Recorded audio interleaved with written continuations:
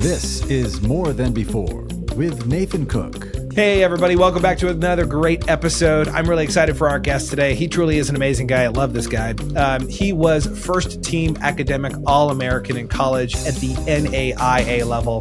He was the CCC Scholar Athlete of the Year, honorable mentions, All-American basketball. Needless to say, this guy is a really awesome basketball player. He's also really tall, 6'6". That's why we had to do this virtually, because I felt small in his presence. But he truly is an awesome guy. He lives up to how big he is in life. He's a big guy. Lives big, meaning, needless to say, he is really awesome. I love him. We've gotten to work together in the past. And I've loved how he dedicates himself to growing himself and being all that he is created to be. So I'm really excited to welcome my brother on today, Michael Loomis. How are you today, brother? I'm great. Thanks for having me. I feel honored to be on the Nathan Cook podcast. So it's a great day for me. It's been a while working towards this, getting it off the ground. And, there's been so many great interactions I've had over my coaching career. And, you've been one of those people who I've just had such a joy to work with one-on-one. And there were times when we were working together, I was like, man, this guy, he's got some incredible talent. I can't wait to see what happens. And then all of a sudden you're leaving me, you're, moving to different states. And you're like, you told me to quit my job. And I'm like, no, I did not tell you to quit your job. But, I have loved watching you grow, and you truly are a student of life. You love to grow. I want to take it way back to when you first were growing up. I think what's interesting, what I think most people probably don't know, but you were born in Nairobi. You were not born here in the States. Tell me a little bit about that. Yeah. So I don't know if you can tell by looking at me, but I was born in Nairobi, Kenya. And I joke because I'm one of the blonde most hair, people. blue eyes, really chiseled, good looking guy. Yeah, absolutely. Can tell from Nairobi. But yeah, my dad, before my parents got married, was a missionary doctor for years. And so when my parents got married, they decided to, actually a year before I was born, they went to Kenya, and then I was born halfway through. So I spent my first year of my life growing up in Nairobi, Kenya. Do you remember obviously you were super young, probably don't remember much, but do you ever look back on some of those photos and go, wow, I can't believe, did your parents take photos of you when you were in Kenya?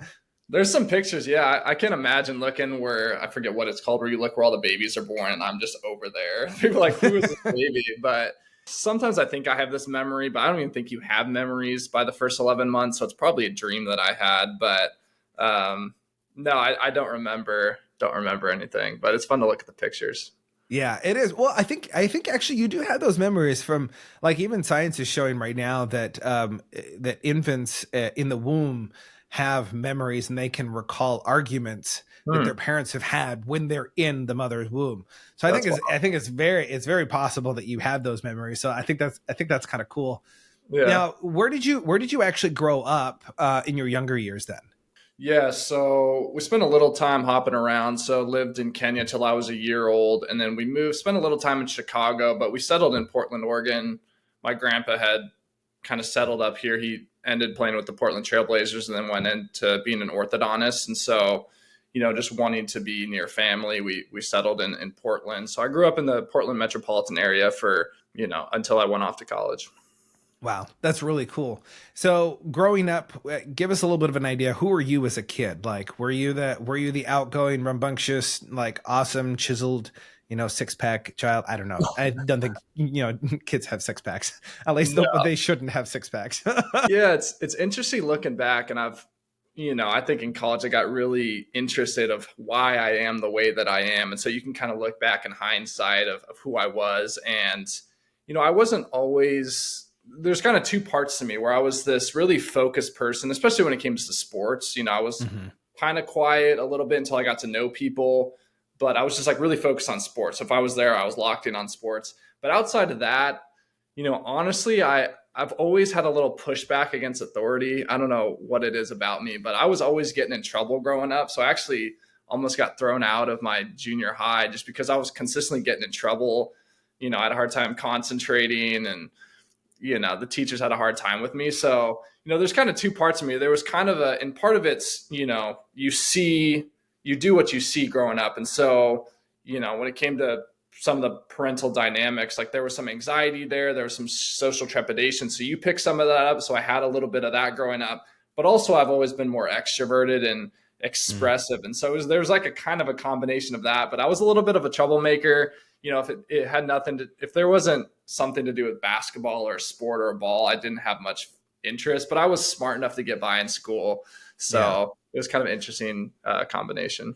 I mean, basketball was a pretty big thing in your world growing up. I feel like, I mean, it goes back even in your history with your grandfather, right? Because, your grandfather, who recently just passed, he actually played in the NBA. He was an all-star for the Baltimore Bullets and then the Detroit Pistons. And then you were just saying that he also played for the Blazers, and he was rookie of the year in 1963. And then he also won a gold medal in 1960 for the Olympics in Rome. So for you growing up, like you saw your grandfather, I would imagine, and were like, oh my gosh, like he plays basketball. I want to play basketball like he did.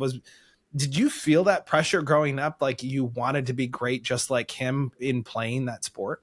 Yeah. I mean, my grandpa, he was my hero. So he passed less than a couple weeks ago. And so, yeah, he had an unbelievable career, and he was almost a more successful orthodontist afterwards, which is unbelievable. But, my dad played at Harvard and Stanford. He played basketball at the Division I level. My mom played Division I volleyball at Oregon. So sports was just in our family. Like it was bound to happen. And so every gift I had growing up was basketball and hoop and something sports related. Honestly, I think because it was my grandpa, I think I didn't feel as much of the pressure. I saw it as, you see someone do something, oh, my grandpa accomplished this. So it was just in my mind that like, that's what I want to do. And I feel like I can get to that level. So that was kind of my whole mindset growing up I just looked up to him and was grateful to have an influence like that in my life to help me with my basketball game. Like he was always giving me little, tidbits of how to improve my game. But I think part of it also was my dad had a little bit more of a stern father. And so I think he could have been a little bit more pushed me a little more growing up, but he kind of had more of a laid back, approach to my discipline to sports. And so I think it took me a while to take ownership of that myself, but because because of his father, he didn't want to be like that to me. And so, I didn't feel the pressure. I thought it was a great opportunity, and I was thankful to have him as a grandpa. So yeah, everything was sports related, and I think partly because of him and just that influence. Well, and you've had some incredible mentors in your life, your grandfather being one of those. Who have been some of the other major influencers in your life as you've grown up? People who have really spoken into your life, because I would imagine, especially in the sports world, I think there are coaches that come into our life that really challenge us, that force us to really think bigger than where we are. I'm curious, who are some of those mentors for you growing up that kind of helped to shape who you are? Yeah, I've said this a few times. When I look back on my life, we had some tough family stuff that I went through, but it's kind of unbelievable how God provided for me and the people that I had in my life. So there's a lot of ways I think things could have gone a lot differently in my life, just due to, pain that I had personally, and ways to try to mitigate that and find out your identity and all those type of things. But it's pretty unbelievable. I look back to growing up, there was different people in my church, right, who spoke into me, or teachers that just said a word. Like even when I was getting in trouble a lot in junior high, there just little comments like this always stuck with me, where the vice president the principal of the school was like, Michael is a natural leader, but he's just leading people in the wrong direction. And so, for me, I was like, oh, wow, he sees me as a natural leader. Like, that's really cool. And then, I get into AAU travel basketball, right? And my coach, Jason Fawcett, and Chris Rivers and Jeremy Nesbitt, they created an environment for me to really understand discipline and hard work. And, there was people that came and just spoke in my school. It was a pastor that made a big difference in my life, where people, friends, parents have turned into second parents for me, but I look at every single step in my life where a big decision had to happen, even connecting with you. God just consistently put people in my life to speak positive words. And, I think I feel incredibly blessed. I think I was also open to those people being in my life, and I was always trying to learn from other people and insight. So I think it was both and. But yeah, I mean, as coaches, just family, friends of family members, other family members, coaches, teachers that I feel, really invested into me. And I think without that, my life would have looked a lot different. So I'm very blessed for that. You talk about trials, and I think we all have trials, and I've talked about this a number of times on the podcast so far, but I think the trials that we have in our life, these crucible moments in our life, truly do help us to refine who we are. And it kind of helps us to question who are we going to be as we move forward, whether that's at the beginning of a trial or at the end of a trial of saying, I never again want this to happen. I want this to be different, whether that's in the way that you were raised or the experiences that you had, or even yourself of just going, what, I didn't handle this situation very well. I want to do this differently the next time. You talked a little bit about some of the trials that you had growing up. What were some of those experiences, some of those crucible moments that you experienced that you had to grow through in order to become the guy that you are today? Yeah, I think one part, I wish at the time I saw them as that. In hindsight, they led to that growth. But for years, with some family stuff I went through, it was just pain, resentment, lack of forgiveness. And so, long story short, was due to some physical, illness, and then also my uncle passing, who was my mom's brother. Like she had fibromyalgia. She had a lot of physical conditions, but also kind of fell into a deep depression, was an alcoholic. There was a lot of things going on where she just wasn't very present. My dad dealing with that wasn't very present at all. And so, it was actually really tough. There was one moment where, my mom basically tried to take her life, called it off. Right. But I remember being in the room. My dad told me to go up in there, and I'm kind of looking at her. Right. And now it's like she's doing so much better. Like God's been really good. And so I say this from a place of like, she's no longer there, which is awesome. Yeah. But I remember looking at her and just this like pity and just like disgust of like, what are you doing? But there was this sense of throughout that whole process, I love the saying, you always act out who you believe you are. And through your life, when you're not even, especially when you're younger, not aware of it, you start developing these beliefs about yourself. So all these things happening through my life was that, I was unlovable. I didn't know that was the lie, but I thought I was unlovable. And so, you try to cope with that. You try to perform and achieve. And so much of my life was that. But I think because of all these things that we went through, like I didn't have that lovey family life I had growing up. I looked to other families and just said, oh man, I wish I had that. Now in hindsight, when I look at so much of, I try to treat every aspect of my life very intentionally. And I honestly don't think I'm the person I am today without that, because I've seen in essence parts of what I don't want. And it hurt a lot. Like there was a lot of pain there, growing up of, why is this happening to me? I want this other thing. And I think because of that pain, I've heard this where you're either motivated to change for a dream or a goal or because of pain. Right. And so I think the way that I'm very intentional about, or try to be intentional about relationships and dating and how I want to eventually have a family, I don't think that happens without that. And so, and also coming out of a lot of that pain is I tried to channel that into achievement, right? So basketball, school, whatever I did, usually from high school on, I didn't know that's what I was trying to achieve. Like I was doing a lot of things and achieving, but it just didn't do anything for me. There was the next thing. And so, but the thing is, even through that process, and I don't think I needed that to become the person. I think God would have molded me, but part of it is there was skills and discipline and habits that I developed through those hard times that now God's using for good, that I developed through that hard time. So I think, yeah, it's just made me really intentional of what I want, what I don't want. And now I look back, as weird as it is to say, I'm thankful for it. Like part of me is, because now I have a great story to relate to people of where I was and how God got me to here now. So, but it wasn't easy. But hopefully our goal is, especially from that, of how can you, grow from it and make different decisions moving forward. That's one of the things that I've really, even though I've come later on in your journey within growth of getting to know you and seeing you grow as a man, like it's been really fascinating to see you truly own your circumstances and where you are. Like that's one of the things that I've really appreciated of you, is you look at a circumstance and you say, how can I do things differently? What can I do differently? And when Michael talks about being intentional, he is highly intentional. There are people that say that they're intentional. Michael's very intentional in every aspect that he's living his life, from the type of work that he's doing to his relationships to even moving out to where you are now, which we're going to get to that in a brief moment, because I think it's a real testament of kind of your journey. But I think what's really fascinating is this piece that we've talked about in the before about achievement, and how achievement was kind of identity for you. Is if you weren't achieving, you weren't doing well. And so you have this career, this basketball career, where you're achieving and you get out of it. And then all of a sudden you're challenged. You're faced with a challenge of, now you need to go get a job. Now you got to do something with your life.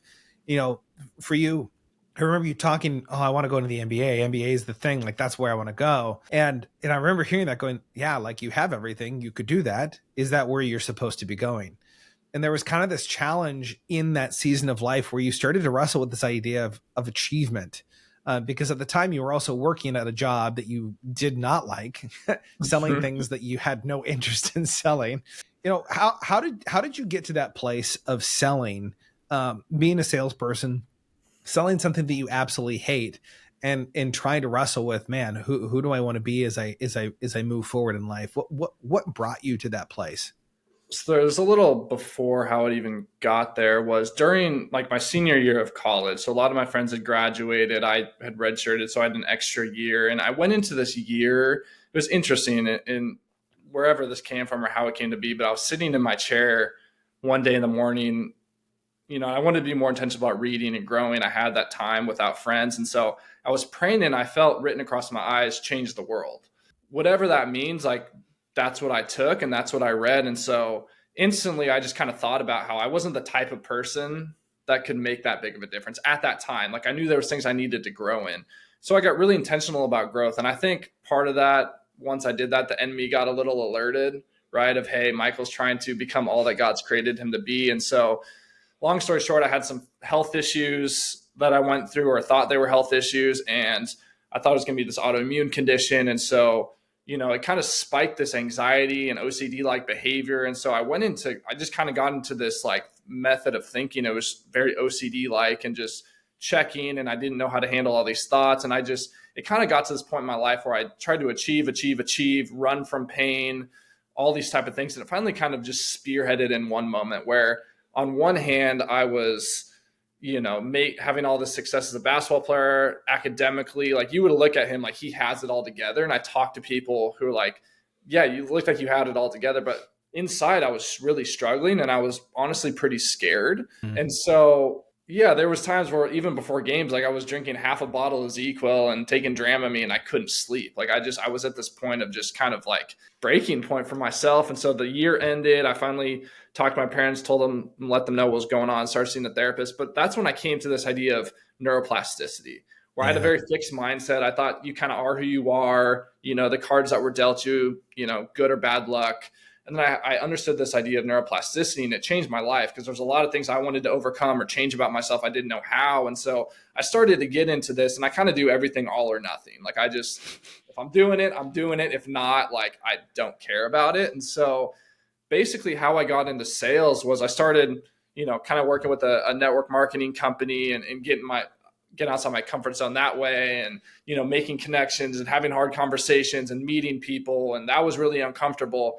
But also I saw how this fear of failure had really held me back in life, and this fear of rejection. And so I was doing that, where that's very rejection based and people judging you. But then also, I had a friend who was working at Xerox, which loved the company. I just didn't care that much about copiers, but I heard if you could sell a copier, you could sell anything. And so I learned about how you need to face your fears, feel the emotion, move through it. It's like this exposure and response. And so I just realized what I learned kind of doing some anxiety treatment, right? Okay, I can do this with everything in my life.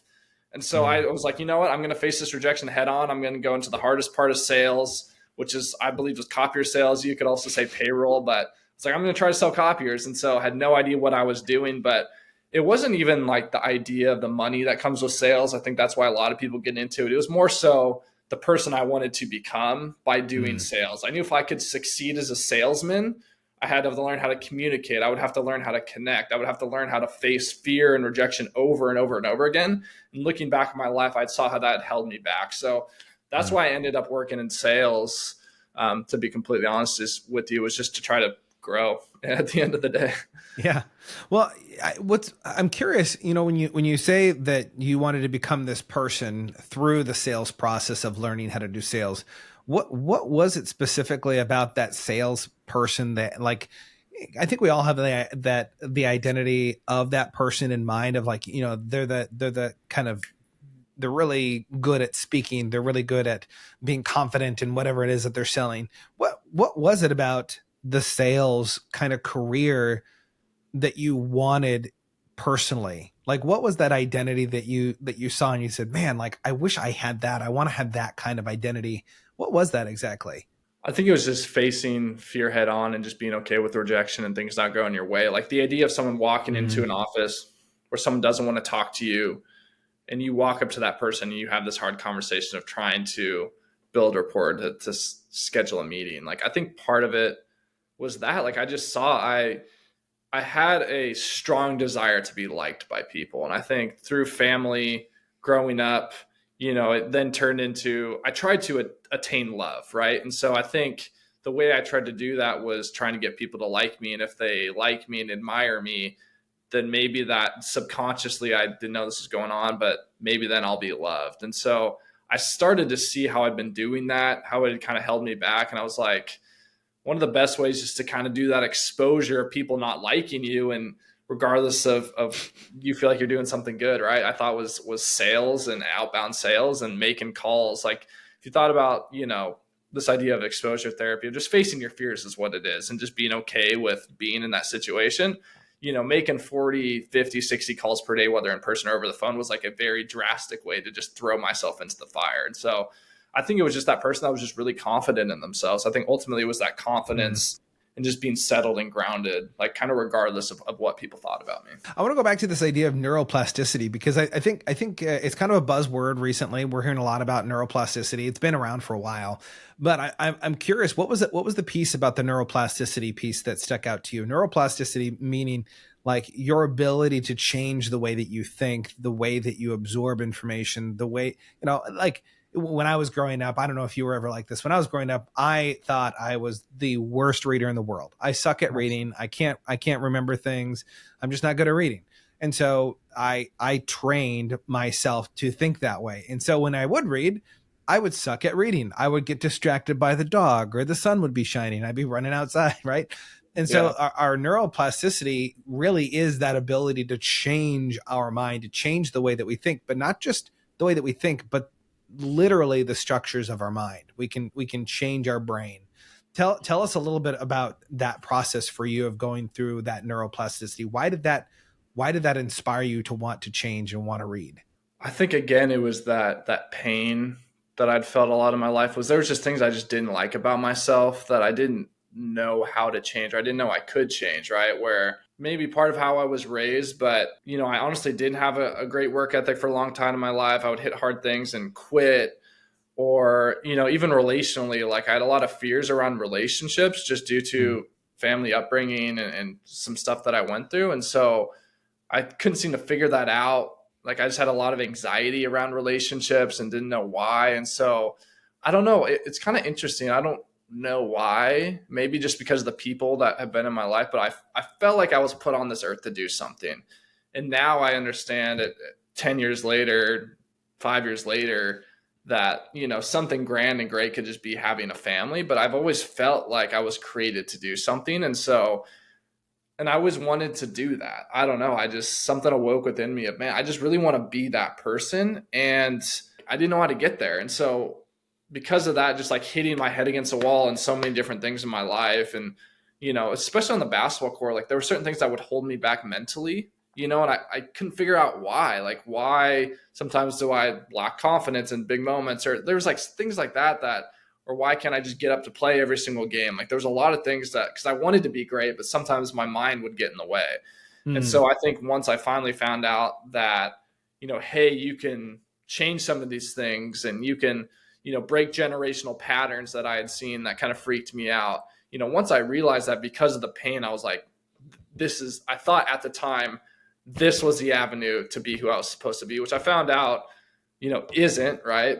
Ultimately, that's what Jesus has done for us. But, it was this really big revelation of, I now have some sort of vehicle to try to get there. And that was really exciting for me. And once that clicked, I just like dove head on into it. I love that. I really love the way that you live life now. Like, you look at challenges and you're excited to meet those challenges, no matter what it is that you do. Like, I remember when we were talking earlier, what you've been in Tennessee. How long have you been in Tennessee for now? Moved here middle of September last year. Okay. So about a year now that you've been in Tennessee. And it was funny because that journey to get there was really interesting to me, because you felt like you were supposed to leave Oregon. Like, you grew up in Oregon. This is your home. This is where you've been your entire life. And now all of a sudden you're considering leaving. In fact, it's not even a consideration of leaving. You're going to leave, and you don't know anyone. You have no network out there. There's no connections, and you're just gonna go out there and start something new in a brand new industry. What gave you the courage to step out like that? Because I think a lot of people want to step out, but they're so comfortable with where they are. The fear of wanting to do something that maybe they're not going to be good at. Like, how did you take that challenge and move forward? Yeah, it was an interesting process. I think partly, so I got to a point where I was completely burnt out. Like, I was doing some business stuff on the side. I was working at Xerox. I was basically, from the time woke up at 6:40 in the morning till 9-10 later at night, I was doing something productive. Right. And I think over time, like, I just got super burnt out. And because God had put certain goals and dreams on my heart that I wanted to achieve, and I saw an avenue to do it. And I was, I thought this was it. Right. But then I started to learn how God also calls us to rest and peace and trust. And so eventually I got to a point where I went through a breakup, and I was just mentally and physically everything exhausted and burnt out. And I just decided, you know what, God, I've tried to do this on my own. I'm tired. Like, I now want to be open to where you want to lead in my life, and I've always been open to God speaking into my life. Like, I remember, and it still sticks in my head, where I was still kind of going through some stress, anxiety, didn't know what I wanted to do. And I went up at church for prayer. They called people up for prayer. And I went through a point where I was like, that's me. And so I started just going up, but someone prayed over me and said, God wants to bring you to a state of being, just being you, not doing. And then I want to operate in your life from there. And I think during that time, like, I truly, even though I understood that the lie I was living from was that I was unlovable, I still didn't know what it felt like to be loved, because my whole life I'd been achieving, going. I didn't allow myself to be loved for being me. So it starts at the beginning of COVID, which was a blessing because things weren't as busy at that time. And so I quit doing everything outside of my job. I just rested. I was sleeping 10 hours a night. And through that process of just kind of being, like, all of a sudden I started, it wasn't like this magical moment. I just realized, you know what? I'm loved. Like, the baseline level of my identity is that I am loved by my Heavenly Father. Like, He loves me, and I could sit on this log for the rest of my life. That's not going to change the amount of love that I have and that is mine. And so that was pretty transformational for me. And then from there, I was like, you know what? I'm loved. Okay, God, just what's next? What's the next thing in front of me? And it never was, here's this grand scheme of things. Like, I had no idea quitting my job would lead to me being in Nashville, Tennessee in 2022. Like, had no idea. But what happened was I just started saying yes to the thing in front of me. Like, I don't know, maybe it's because I think part of it's I ask God for something and I expect because He says so, He's going to let me know or lead me in that direction. I think that's part of it, is like trusting God's actually going to do what He says He's going to do. Yeah. And so I just asked, lead me. And so it was just things in front of me where I randomly get connected, or adjunct professor I had in college who I never met in person messages me on LinkedIn, asks what I'm doing. I say I've been interested in life coaching, trying to figure out what I want to do. Oh, I know a life coach. His name's Nathan Cook. Let me connect you with him. And then you connect and you say, you know what, maybe you should go through coaching to see if you want to be a coach. So we start coaching. And so during this time, I'm training to go try and play basketball overseas. And so that was what I thought I was going to do. I've stopped feeling less at home in Portland. So I was like, okay, maybe it's basketball. He's preparing me to go play basketball. But even then it was like, God's like, hey, invest in training and trying to go play overseas. But it never, I never felt that the end product was going to be me playing overseas. So I thought maybe, but I was like, just start. So I start training, paying $1,000 a month for training that I didn't have a ton of extra income at the time, but I said yes. I feel like that's what God wanted me to do. And that got me back into nutrition and health, which I love. And then I'm working with you and I'm kind of talking about, hey, I kind of want to change. I'm not sure if I'm super passionate about copier sales, right? And you tell me to go look for something. And now I come across my company now, right? So I said yes to that. I apply for this job. It sounds really cool. I say yes to that. I get accepted. And because of that, I'm now in a remote capacity, and where I'm starting to think about moving. My lease was ending with my buddy at the house. And because I'd said all these yeses that I feel like God had put in front of me, and I was just open to, I think there was a peace on certain decisions and anxiety on other ones. So I just tried to go with the peaceful one. Yeah. And, my buddy says Nashville. He says, what about Nashville?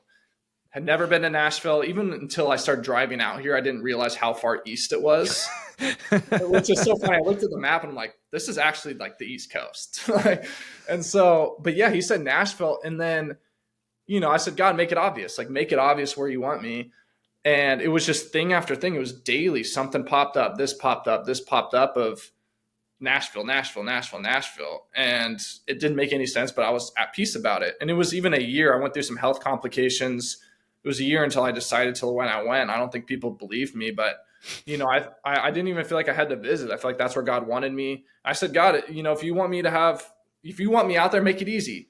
Roommate, living situation. I connected with a guy on Facebook. He reached out. He found the apartment. He did everything. I just applied, and I packed up my car and drove out. So, I think part of it is, one, relinquishing control. I think I was heading down a path that, while I saw results that I feel like God had put on my heart that were important to me, like I deep down didn't think that was my path, but I was scared to kind of let go of control because I didn't know what was next. It was the first time in my life I didn't have that next step of, high school basketball, college basketball, work, right? I didn't know what was next. And so I just gave that up. And then I trusted God was going to lead me. I just said small yeses. And then those small yeses built trust to then say yes to coming to Nashville, where it didn't make sense. But there was like a 2-year process leading up to that. So, I think my tolerance went up a little bit. Well, I love how it started off with something and it was nurtured, and you continued to believe that was in the cards, that you were called to go somewhere. I think we all have a feeling that maybe we're supposed to be somewhere else. That doesn't necessarily mean that you sell everything and then you pack up and you leave immediately, right? Sometimes like even with me and my wife, there's been a moment where we talk and we say, you know what, I feel like we're not supposed to be in Oregon, but we're in Oregon for right now. Like, I don't know when that could be 60 years from now where God's like, oh, by the way, you're going over here. I don't know what that is, but it's being open. You've said that a few times, of being open to the possibility, being open to moving somewhere. It's funny because when you talk about, telling people, yeah, I think I'm going to Nashville. I'm going to go to Nashville. I remember you telling me that you're going to go to Nashville. And I don't think we probably talked for maybe like 4 or 5 months or 6 months after that. And I messaged you and I was like, hey man, like, are you in Nashville now? And you're like, oh no, I'm not heading. I'm actually getting ready to leave like in like a month or two. And I was like, hey, I wanted to get coffee with you or tea or whatever. Like, let's get together. I want to hear what's going on before you leave. And it's funny because we met just shortly before you went off on this journey, this kind of this new journey to a new place with a new career, with all, like, everything is brand new. And it's been really cool to see that based off of your trust. I think there's something about this of, I think it's good for us to have goals. I think there's also this really important thing for us to go to God and say, God, is this of you?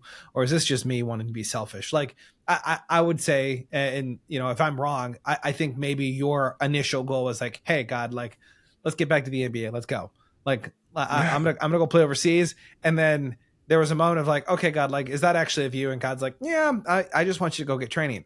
I want you to go get better. I want you to develop yourself. I want you to meet some people. Like, just go. Mm-hmm. And so you kind of it's kind of this weird push and pull of like, you want to have the dreams, you want to have the goals, but you want to put them in God's hands and say, God, is this really what you want? And I know you've heard this from me. You've heard me say this, that you got to put those goals that you want, and you got to put them in the furnace of God.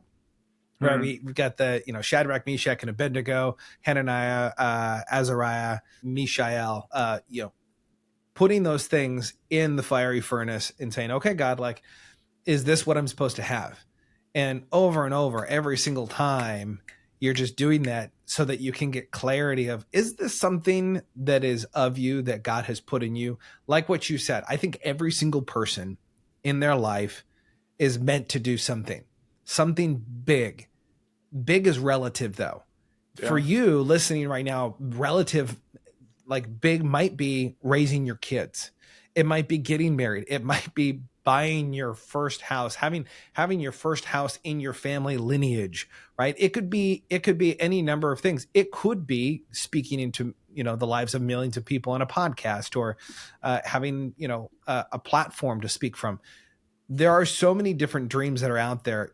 Stop worrying about the bigness of it, because the bigness of it is relative. It's just a matter of taking that step forward and realizing that you were called to do something. You've talked a lot about of investment, like you've invested in classes and courses and coaches and therapy and all kinds of things. How has the investment in yourself paid dividends? Because a lot of people, when they think about investing in themselves, I think you'll capture this. A lot of people, when they invest in a product, they say this product is what's going to make me more valuable. When in actuality, it's the product that's going to unlock something inside of you that makes you more valuable. It's not about the product itself, right? You could pay thousands of dollars for a product and it doesn't make you any better, but you could pay $5 for a product or $10,000 for a product. And all of a sudden you start living more like you were made to be. How has the investment in products and coaching and all these different aspects in your life, how have investments played a dividend when it comes to your own personal growth?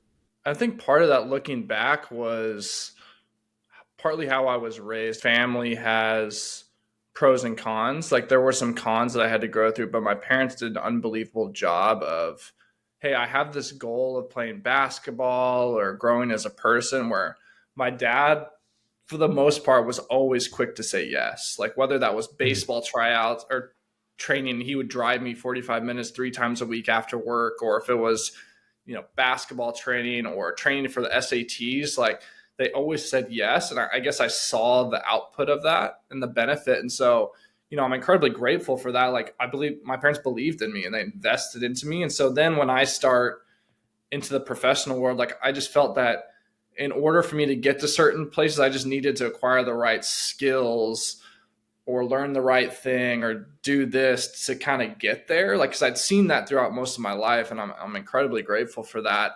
But I think the biggest scary thing, and it was still scary, right? There's times where I felt, and it's all been relative to cost, right? You start making more money, it seems different. But when I first started working with you, I was like, man, like, do I want to pay that monthly while I'm also training to play basketball? Like, I'm not really going to be saving any sort of money. But again, it was that slow of trusting God. Like I feel like he brought these things into my life. So I don't know what that outcome is. I'm going to say yes. And I think that's the scary part is, one, it's part of it comes from the stem of, do you believe you're worthy enough? Do you believe you're worth having this sort of investment into yourself and it's actually going to pay out, right? Part of it's a worthiness thing, but also it's, in essence, there's only been you. Like there's only been one me and there will always be one me. So I don't know what the trajectory of my life is. Like even investing in the stock market, you're told, hey, over time, highs and lows, it's going to go up. So you inherently know, okay, I'm going to trust what all these experts have said about this one thing.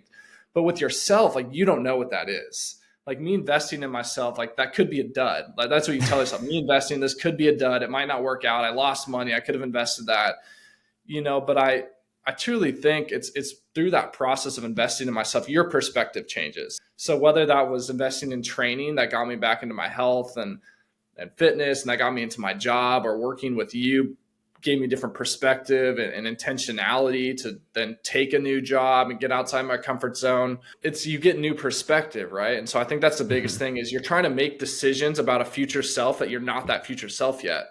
And so it's investing in yourself within reason of, you know what, I'm just going to trust me going through this. I'm going to be a new and different type of person, and if this is within financial reason to some degree, I'm going to say yes. But also for me, it was trusting in God that he was leading me. But, Yeah, I'm incredibly grateful every single time. It's so funny, whether that's in eating right and trying to buy the right types of food or supplementation or coaching or buying a house or whatever it was. I was always nervous. And then I'm like, man, I need to try to remember the benefit of this when I face that next investment I want to make, but I'm scared to financially because, you have this track record of it working out. But yeah, it's who you become. Like, yeah, a product could help or not. But I think it's that whole journey of just choosing to invest in yourself. Like, you're worth it. And I think that's kind of the biggest thing I've learned, but that and the change of perspective.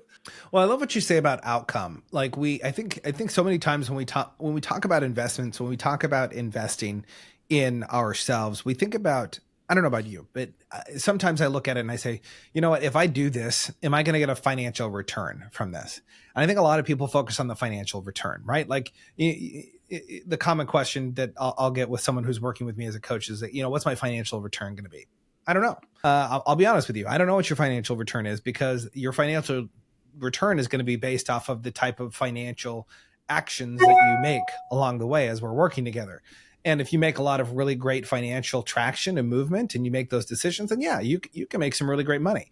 But my goal ultimately when I'm working with someone is I'm always working to help you show up more in your life as the person you were created to be. Who are you supposed to be today versus who are you putting off right now? Like, are you not showing up as you? And there's something about this piece. I kind of want to come back to this piece that you were talking about earlier of the doing versus the being, because so many people are caught up in this doing mentality. Got to do more. Like I've got to get less sleep and I got to accomplish more in my life. And, we've even talked about the concept of a Sabbath, of having a day of rest, a day off where you take all of your work and you push the pause button. You say, you know what? I'm going to rest. I'm going to rest, rejuvenate, whether that's, I'm going to sit down, I'm going to read, I'm going to go take a longer nap, I'm going to go for a walk, I'm going to go fish, whatever that is, whatever that Sabbath piece is for you, where you can stop and rest.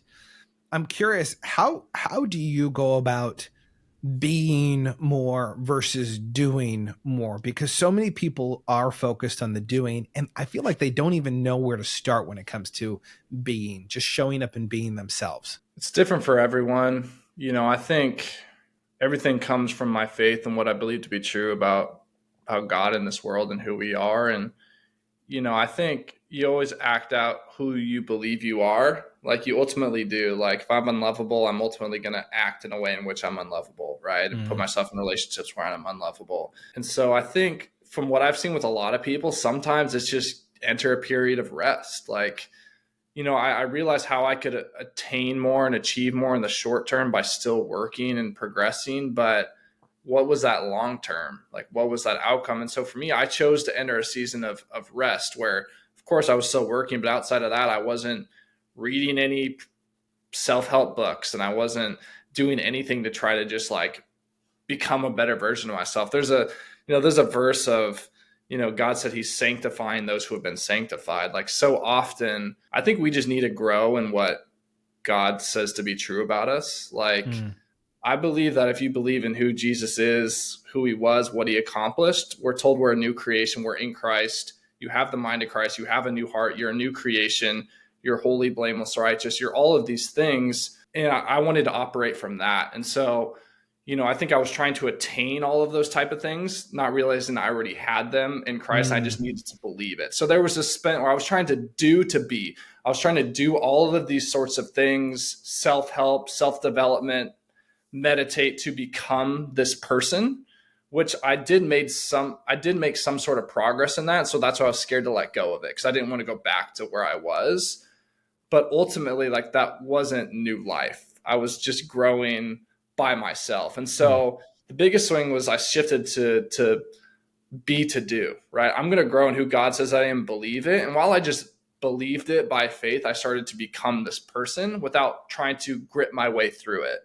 And so, it was just, I think part of it was just realizing I had everything I was working for in Christ. I have that, right? I'm going to believe that. And so now, even when I do these type of things to grow myself, which I'm probably more disciplined on that now than I was then, I'm no longer on this hamster wheel of trying to achieve and become this person. I know I am, but I try to structure my life in a way that, how can I help facilitate that how can I help facilitate growing into these things that I already have, right? But yeah, the rest thing, I mean, we have one life, right? Like, I don't know. I wanted to enjoy life, a place of joy and peace. Like, I believe that was the way for truly thriving. And so I had to learn and put things into my life like, hey, I'm going to Sabbath, where this one day I'm not going to do anything outside of what brings me joy and is rest to me. Because when I do that, I realize I'm not in control and God is, and that the world goes on without me. Right. And so I think that's a humbling experience, but just trying to put things in my life of guardrails on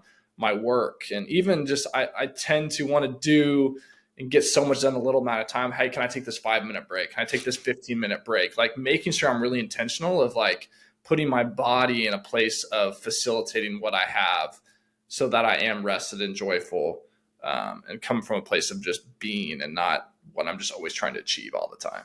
Yeah. Yeah, I love you mentioned rest a couple of times within that, and so many people have a hard time with just resting. Like resting it's such an odd thing. I can't believe that we've gotten to a place in life where people have a hard time resting, right? And what is resting? I mean, resting of like put your phone down, turn off the TV, don't get sucked into a program, even just not even reading, just stopping and sitting in quiet and silence. It's funny because I have this practice, I'll go out and I do deep end fitness workouts and those kinds of things, usually on a Monday evening. And when I go out, I drive out and I'll have music on, just kind of getting myself in the right headspace to be able to teach. And on my way home, though, most times I find myself sitting in silence. Like I want to fill the silence up. I want to push a song on, or, listen to a podcast or something like, oh, I got to be growing. I got to do something. Yeah. And there's this moment where I stop and I turn everything off and I'm just driving. And it's just me and the road. And, sometimes it's conversations with God and sometimes it's just sitting in silence.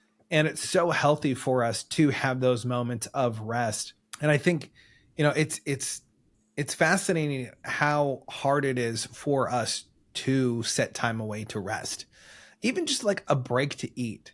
Like, if you're listening to this, you just challenge yourself. When was the last time you sat down and you had dinner and you weren't rushing off to something else? When was the last time that you actually sat and you spent actually 30 minutes eating your meal? Not 10 minutes, not like 10 minutes and then talking the rest of the time. When was the last time you actually sat and you enjoyed your food? When was the last time you sat and you enjoyed the company of your spouse or the company of a friend, or fill in the blank? I think so many of us are rushing so quickly that we lose the opportunities that are in front of us, right in front of us. So many times the doors are wide open to us and we're rushing past them because we're thinking, oh, we got to keep going. We got to keep doing. We got to move. At the end of the day, it doesn't mean that we're lazy. There's time for progression. There's time for doing things, but you do have to set time aside. Like even sleep is a big thing too. A lot of people don't get enough sleep. And it's amazing to me. There's moments where my wife and I, we look at each other and we say, it's time for you to go take a nap. What are you talking about? It's 2:00 in the afternoon. Like, no, you're going to go take a nap because we need you to be a happy person. There's something about getting the rest and making those decisions. And at the end of the day, there is a decision that has to be made. I've heard this, and you guys have heard this on the podcast so many times so far, is that everything is a choice. Everything is a decision. Love is a choice. Your joy is a choice. Peace is a choice. These are all things that are choices that you have to make. And it's not an in the doing thing. It's an actual cleansing almost, right? Like how God cleanses us. Like, it's not a like, okay, well, he cleansed us, and so like 15 days from now we're going to be better. No, it's like it's an instant cleansing. Now, from this point forward, we have that neuroplasticity to say, this is who we are, and this is how I'm going to operate. Michael, man, I have loved having you on the show and getting into dive into your story. Like you truly have had such a transformation from youth all the way up to your basketball years, to selling, to where you are now. And, for someone who wants to reach out to you, to connect with you, maybe get encouragement, or maybe even find out a little bit what you're doing today within the nutraceuticals world, where could people go to find you? What would be the easiest way for someone to connect with you? Yeah, and I think to speak on that really quick, like feel free, I'm just a normal dude, but I have most of the things that I'm good at now. I wasn't, and I think I've learned a lot through my story of, everything that I feel like I'm good at now, I was bad at, right?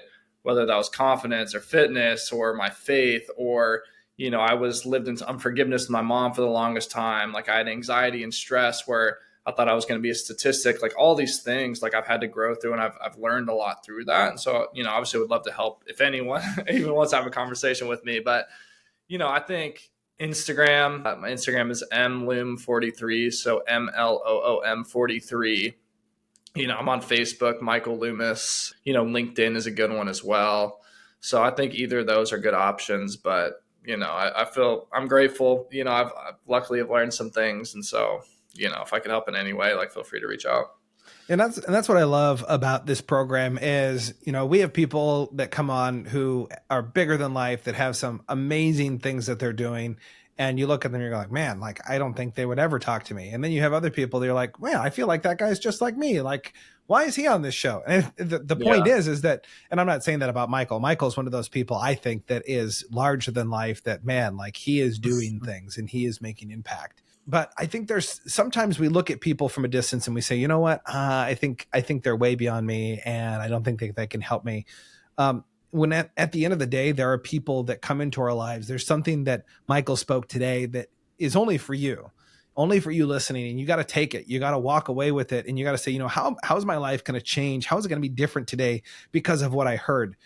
Because with everything that Michael has said today, there were points in his life where if he was not open to correction, open to learning, open to doors of opportunity, if he had missed those, he would be in a completely different space. He would be a completely different person. But because he was open to possibility, he was able to walk through. And for those of you listening, same thing is true for you too. I want to ask this one last question here for you, Michael, before we jump off. And it has to do around this idea of forgiveness, because you've talked a couple times about forgiving your mom. I'm curious, what was that forgiveness like moving forward through that? Because a lot of people, it's so much easier to hold on to those things than to actually forgive someone. So I'm curious, what was that process like for you? And then on the backside of that, what did forgiveness do for you? How did it change you and open you up to what was next in your life? Yeah. So when I was younger, like I told a little bit about the story with my mom, and there was a point where honestly, I said it, that I thought my life would have been better if my mom would have passed away. That's how much anger I had, to the point of like not wanting someone to be on this earth. Like that's a pretty high level of just pain and lack of forgiveness. And it all started with, I realized how holding on to lack of forgiveness, where, this goal was to become who I was supposed to be, I knew it was going to affect me. Right. I knew probably generational patterns would repeat. It would affect my marriage. It would affect my kids. Like that scared me because I saw how things had affected me. And so that's where the shift started to happen, but I didn't know how to forgive. Right.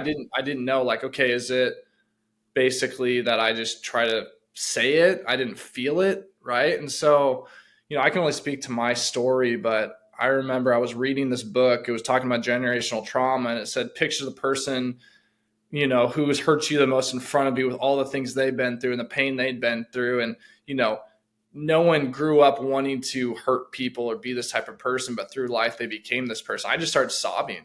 Like I wholeheartedly started sobbing. I finally saw my mom for the human that she was. Right. And so that was a huge change for me, was just realizing that like everyone honestly is doing the best that they can. And you talk about this neuroplasticity, maybe their worldview is really messed up and they hurt you. Right. But I think one of the other main things that shifted was I wholeheartedly believe, the scripture said so, and I just choose to believe it despite my feelings, that I have everything. Like I don't lack anything. And so there's this element that I've seen with a lack of wanting to forgive, of this person took something from me. And obviously there's higher levels of this that there needs to be more work and you still process it at the feelings level. But like, this person took something from me. And so because of that, I'm mad at this person. Like my mom treated me, she went through this. And because of that, my childhood was this, and I'm this way. And so I'm mad at you and I'm pissed off at you because you couldn't be different from me. And then it hit me of, hey, no, you actually have everything. Like your mom didn't ultimately take anything from you because I gave it to you freely. And I was like, okay, so my essence of me being mad at this person disappeared. Like, if you didn't take anything from me, why am I mad at you? And so that was a huge thing. And even in just relationships in general, like you see in relationships, people there's always this bitterness, this fighting, this I get hurt, I feel offended. Hey, the only way someone can make you feel offended is because you feel like you lost anything or that you needed them to act a certain way towards you for you to feel a certain way. That's a lie. Like, you don't need that. You don't need them to treat you a certain way to feel confident in who you are and feel that you're loved. So that was the biggest thing for me was then when I realized I was loved and I had everything, I realized my mom was too, right? So it shifted my perspective. But now, I think we're growing in relational intimacy, rebuilding some of that trust, but I no longer carry that anger, and I think that anger drove me to try to overachieve. It drove me to unhealthy relationships because I hadn't grown through these things. And so, I mean, it was a life-changing event, but yeah, I lived a lot of my life in unforgiveness. And I think a lot of people do too. I think God always makes a way, but ultimately, like those things that I said, I think could be pretty life transforming if we believe them. Man, it's so amazing what you just said. And by the way, you need to go back and re-listen to that over and over and over again. Even as I'm listening to that, I'm just thinking, man, like just thinking of the belief that someone has taken something from me and that feeling of going, well, gosh, like at the end of the day, like it was never mine to begin with. Like there's such power in that. And so, man, again, thank you so much, Michael, for jumping on, being a guest, sharing your story, sharing who you are and who you've become through this process of personal growth and development. I'm sure many people are going to go and follow you and continue to watch your success as you continue to grow and become a husband and dad, hopefully one day, and all those great things. So thank you for jumping on. For those of you watching, I want to make sure to encourage you to like, subscribe to the podcast, and share this with someone who really needs to hear it, because the words that Michael said today were truly transformational. They're truly powerful, and they can make a huge difference in someone's life. So until next time, remember to be more, see more, and experience more than before.